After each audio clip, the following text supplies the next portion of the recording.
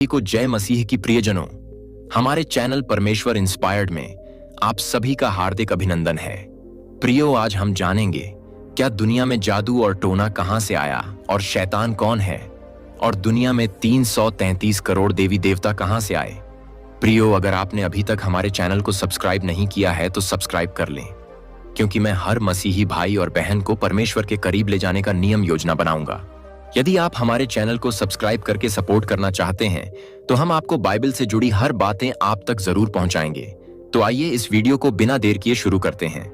प्रियो, इस दुनिया में शैतान और 333 करोड़ देवी देवता, जादू टोना, ज्योतिष और नक्षत्रों का ज्ञान कहां से आया, इसे समझने के लिए हमें पहले परमेश्वर और उनके दूतों के बारे में जानना होगा। परमेश्वर ने जब सृष्टि की रचना की, उससे पहले स्वर्ग में कौन सी घटनाएं घटी थीं, यह जानना बहुत ही जरूरी है। प्रियो, परमेश्वर के 3 मुख्य स्वर्गदूत कौन थे?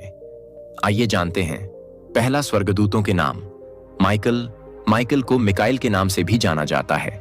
यह परमेश्वर की सेना का प्रमुख हिस्सा था और परमेश्वर के सभी स्वर्गदूतों का लीडर था। दूसरा स्वर्गदूतों के नाम लूसीफर को हेलेल नाम से भी जाना जाता है।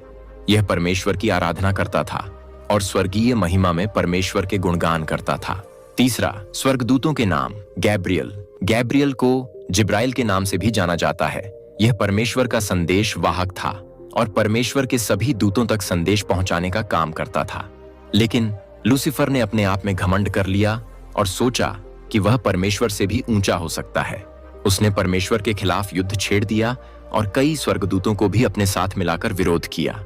मिकाइल ने परमेश्वर की सेना का नेतृत्व करते हुए लूसीफर को हराया और उसे तथा उसके अनुयायियों को स्वर्ग से धरती पर गिरा दिया। धरती पर गिरने के बाद लूसीफर शैतान बन गया और तब से वह परमेश्वर के कामों को नुकसान पहुंचाने और मनुष्यों को गुमराह करने में लगा है। जब हम हिंदू धर्म में 33 करोड़ देवी देवताओं की बात करते हैं तो यह वे स्वर्गदूत हैं जो लूसीफर के साथ गिराए गए थे। ये देवी देवता शैतान के साथ धरती पर आ गए और विभिन्न रूपों में लोगों को गुमराह कर रहे हैं ताकि वे सच्चे परमेश्वर से दूर रहें। शैतान अब स्वयं को भगवान मानता है और लोगों को भ्रमित करता है ताकि वे परमेश्वर की सच्ची महिमा न करें। गिराए गए स्वर्गदूतों द्वारा मनुष्यों को दी गई कुछ शिक्षाएं। अजाजेल, इसने मनुष्य को तलवारें, चाकू, ढाल बनाना सिखाया और धातुओं का उपयोग सिखाया, जिससे युद्ध और हिंसा बढ़ी। सेमजाजा, इसने जादू टोना और तंत्र मंत्र की विद्या सिखाई, जिससे लोग एक दूसरे के खिलाफ जादू टोना करने लगे। अरमारोस, इसने जादू टोने का समाधान सिखाया। बरकैल, इसने ज्योतिष विद्या सिखाई। कोकरेल, इसने नक्षत्रों का ज्ञान दिया। एकहील, इसने बादलों का ज्ञान सिखाया। अराक, इसने पृथ्वी के चिन्हों की पहचान सिखाई। शमशेल, इसने सूर्य के चिन्ह सिखाए। सरियेल, इसने चंद्रमा के मार्ग की जानकारी दी। इन स्वर्गदूतों ने उन सभी बातों को मनुष्य को सिखाया जो परमेश्वर नहीं चाहते थे, जिससे दुनिया में पाप और दुष्टता बढ़ी। यह सब शैतान और उसके अनुयायियों का काम है ताकि लोग सच्चे परमेश्वर को न पहचानें और भ्रमित रहें। आने वाले वीडियो में हम और अधिक गहराई से देखेंगे कि विभिन्न देवी देवता और इस दुनिया की विभिन्न पूजा पद्धतियां कैसे अस्तित्व में आईं। जैसे हमने देखा, गिराए गए स्वर्गदूतों ने इंसानों को वो ज्ञान दिया जिसे परमेश्वर उनसे दूर रखना चाहते थे। इन शिक्षाओं से इंसानों में लालच, हिंसा, ईर्ष्या और पाप बढ़ा। शैतान का मकसद था कि इंसान परमेश्वर की ओर न जाकर भटकते रहें। शैतान के अनुयायियों ने यह सुनिश्चित किया कि हर क्षेत्र और समाज में लोग अपने अपने तरीके से अलग अलग देवी देवताओं की पूजा करने लगें, जिससे उन्हें सच्चे परमेश्वर का ज्ञान न हो सके। इसलिए विभिन्न संस्कृतियों में अलग अलग देवी देवताओं का पूजन प्रचलन में आया, जिनका वास्तविक उद्देश्य इंसानों को गुमराह करना था। जब परमेश्वर ने इंसानों को अपने स्वरूप में बनाया तो शैतान ने इसे चुनौती के रूप में लिया। उसने यह तय किया कि वह किसी भी तरह से इंसान को परमेश्वर से दूर करेगा। यही कारण है कि आज दुनिया में अलग अलग पूजा पद्धतियां, तंत्र मंत्र, जादू टोना और ज्योतिष विद्या जैसे भ्रमकारी ज्ञान मौजूद हैं। शैतान चाहता है कि लोग इन चीजों में उलझे रहें और परमेश्वर की ओर न जाएं। आज भी शैतान और उसके गिराए गए स्वर्गदूत विभिन्न रूपों में लोगों को भ्रमित करते हैं, लोगों को लालच, हिंसा और असत्य का मार्ग अपनाने के लिए प्रेरित करते हैं।